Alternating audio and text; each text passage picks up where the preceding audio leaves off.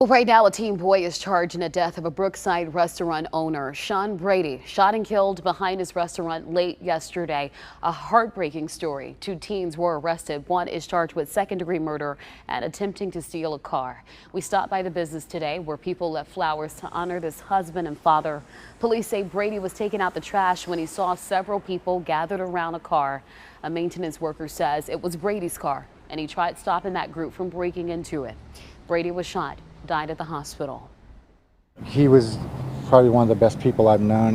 He would do anything for me. He actually just glad that people have got to know him, or the people that did get to know him know that he was a good soul.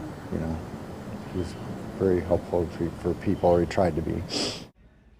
And more friends and colleagues are paying tribute to Brady tonight. KMBC 9's Brian Johnson is in Brookside with the loss so many are feeling.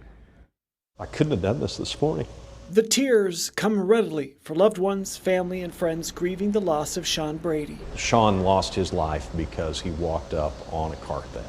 Sean Ackerson was on his way to Brady and Fox when he learned the news. Heartbreaking and disgusting. He says Brady was salty and straightforward. He genuinely loved his community. If he'd met you, he treated you like he'd known you forever. Ackerson says the crime has been increasing for years because the criminals know the city has limitations. There's a sense that we can do this, that there's no consequences, and if they are, they're not going to be severe enough to be life-altering. I think that's heartbreaking. But I just feel very bad for his lovely wife and two kids. Kevin Ryan owns Governor Stumpy's Grill House. All right, 2 Miller Lights. He says Brady was a hard worker, fierce competitor, and friend who always made people laugh. He was really good about getting out into the community. He had that Irish brogue, that Irish way about himself, and whether it was flippant or sarcastic, it was just fun.